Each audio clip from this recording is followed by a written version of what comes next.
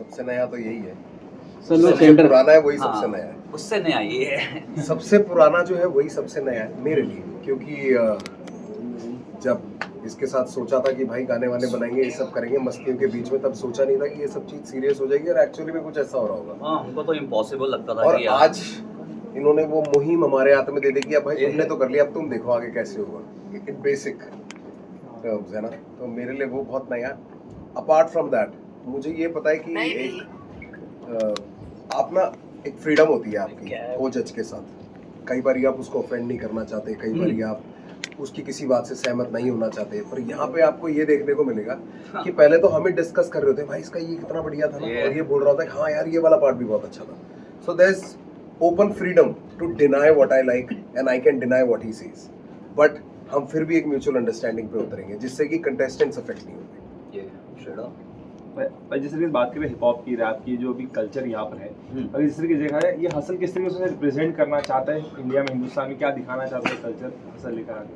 यार जैसा है वैसा ही दिखाना चाहता है, कोई उनमें कोई बदलाव नहीं करता। हसल प्लेटफॉर्म देता है उन बच्चों को जो अपना खुद का लिखते हैं, जो अपनी कहानी बताना चाहते हैं। और ये शो एक ऐसा शो है जहाँ पे सब कुछ ओरिजिनल है, कुछ भी पहले से बना नहीं होता, सब कुछ वहाँ लोग बनाते हैं, बच्चे जो भी उन्होंने फील करा, जो भी वो जी के आए हैं।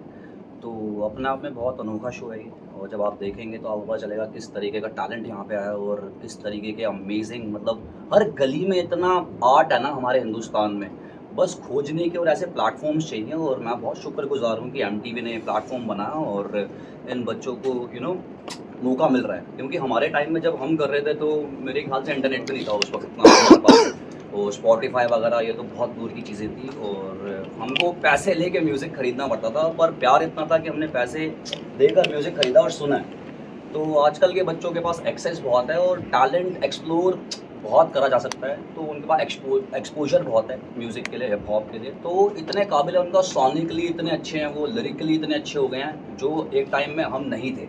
तो आज उन बच्चों को देखते हैं और 19 साल का बच्चा ये कर रहा है यार, ये 21 साल का है, ये फ्लोज हैं इसके, तो वो देख के बहुत मज़ा आता है। तो या this is for the first time आप जज एज अ जज आ रहे हो हसल पर, कितना प्रेशर है? क्योंकि हमने सुना है कि आप दोनों का बॉन्ड बहुत ज़्यादा खूबसूरत है और कहीं ना कहीं लोग एक्सपेक्ट बहुत सारी चीज़ें कर रहे हैं आप दोनों से, क्या कहना चाहोगे आप? पहले ना मेरे को ऐसा था कि यार अगर कोई और हुआ या फिर अगर मेरी जगह कोई और होता तो उसको भी वैसा फील होता, जैसे रफ्तार ने कहा भी था कि हमसे फ्रीडम पूछा गया था कि आपको इनमें से क्या इन लगता नामों है? में से मैं कहा ये बढ़िया लगा। हाँ, मैंने कहा देखो नाम सारे बढ़िया हैं, अगर रफ्तार होगा वहाँ बैठा मेरे साथ तो मैं, जैसे कि रफ्तार ने कही अभी बात कि ये फ्रीडम होती है, मैं कुछ भी कह सकता हूँ, तो वैसी वाली फ्रीडम है। और ना कह सकते एक दूसरे को बिना उस चीज से कि यार कोई बात बड़ी होगी, हाँ ना कह सकते एक दूसरे को नहीं यार कि मेरे को ये चीज इसमें इतनी अच्छी नहीं लगी, अच्छा मैं समझता हूँ, तो वो बहुत जरूरी है।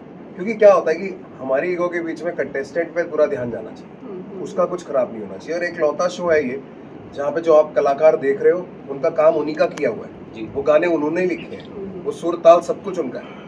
तो उसी हफ्ते के अंदर उसको लिखना, याद करना, उस लायक तैयार होना कि वो ऐसे परफॉर्म कर रहे हैं जैसे पता नहीं पिछले साल से रिलीज कर रखे हैं, वो परफेक्शन ढूंढते हैं उस आर्टिस्ट में, कलाकार में। बेसिकली हमें एक बहुत अच्छा रैपर नहीं चाहिए, हमें एक बहुत अच्छा आर्टिस्ट चाहिए। रैप करना एक पॉइंट के बाद टेक्निकल है, बहुत आसान हो जाता है, पर एक गाना बना पाना बहुत मुश्किल काम है। और उसके लिए हसल और प्रेशर की अगर आप बात करें, हसल वो सिखा देते हैं। मुझे नहीं लगता भाई कोई प्रेशर है, मेरे को तो बहुत मजा आता है कि मेरे को इतना अच्छा टैलेंट देखने को मिलता है, जो वहाँ का एटमॉस्फेयर होता है। हाँ, बैठ यार हम तो यही चाहते थे यार, हम तो बचपन से यही चाहते थे कि यार हमको ऐसे माहौल मिले, तो आज वो हमारे सामने है, तो प्रेशर नाम की चीज नहीं होती, मजा बड़ा कंपीट नहीं करना पड़ रहा, बहुत अच्छा लग रहा है। हाँ, कंपीट नहीं करना पड़ रहा, बस जज करना पड़ रहा है उनको। हाँ, वो भी मेरे को लगता है जज नहीं करना चाहिए, हम क्या होता है जज करने वाले किसी को। पर हाँ, मैं MTV का शुक्रगुजार हूँ, पूरी टीम का शुक्रगुजार हूँ कि उन्होंने मुझे इस लायक समझा कि मैं यहाँ इस कुर्सी पे बैठ सकूँ, क्योंकि इससे पहले बादशाह भाई बैठे थे वहाँ पे और रफ्तार जज कर चुका है पहला सीज़न। तो मेरे लिए इतना मतलब इतनी बड़ी बात है यार कि एक हिप हॉप शो पहला हिंदुस्तान का, और मेरे को इस लायक समझा गया, और मेरा भाई साथ में लायक है। या भाई देखा जाए तो आप दोनों की लाइफ में काफी अप्स एंड डाउन्स रहे, जब उस चेयर पर जब आप बैठते तो लाइफ का ऐसा कौन सा एक रिवर्स पॉइंट जो आपको सबसे पहले आता था उस मुकाम पे बैठने के बाद? बड़े सारे हैं भाई, एक तो ना है उसमें ऐसे तो कितने रिवर्स किस्से पॉइंट हैं नहीं, मेरे को कट टू फ्लैशबैक एक बहुत हाँ। बेसिक सा होता है। मेरे मेरा ऐसे होता था वन हॉल किचन रूम कहते हो तुम लोग यहाँ पे, Yeah. 1 BHK कहते हैं, तो वैसा LIG के दिल्ली के गवर्नमेंट फ्लैट्स होते हैं वहाँ पे होता था। तो हॉल में मेरा बेड होता था सिंगल बेड, तो उसमें इक्का रात को रुक जाया करता था मैं और इक्का सेम बेड पे लेटे हुए, एक कान में मेरे हेडफोन है, एक उसके Yeah. और एक वो सोनी का एयरपोर्ट आईपॉड टाइप कुछ है ना, कुछ हाँ। म्यूजिक प्लेयर उस पर सुन रहे हैं और दोनों सुन के उसी पे लिख भी रहे हैं। सो फ्रॉम दैट ये मुझे हिट तब हुआ जब हम वहाँ बैठे हुए थे और हमारे कान में वो जब हेडफोन्स लगाते हैं ताकि हम उनका म्यूजिक ध्यान से सुन सकें, तो मुझे एकदम से हिट हुआ कि एक ही लग रहा Yeah. था और हमने वो एक एक लगा के सब लिखना विखना और ये सपने देखे थे। हवा में तीर मारा था यार, यहाँ तक लग जाएगा नहीं पता था, पर लग गया तो बहुत खुशी है।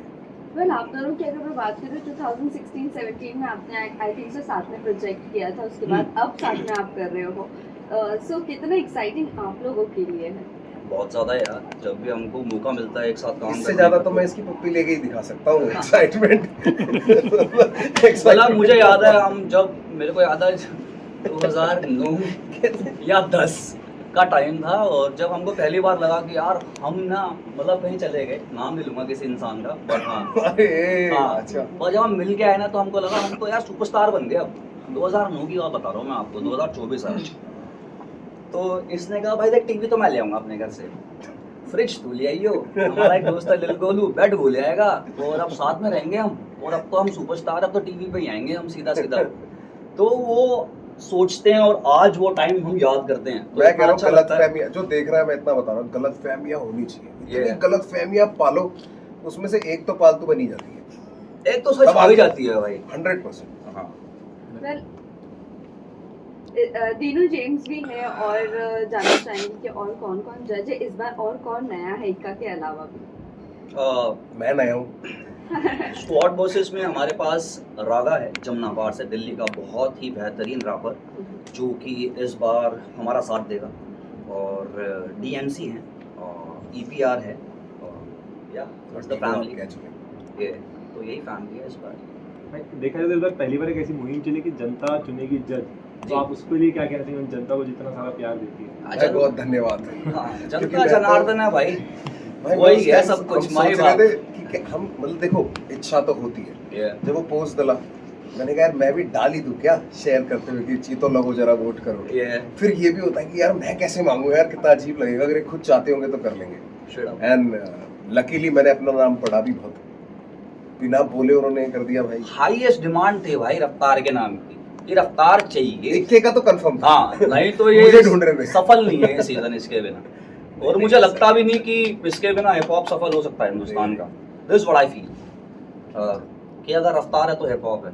या रफ्तार, आपने इक्का को तो चूज किया, आपको जो ऑप्शन दिया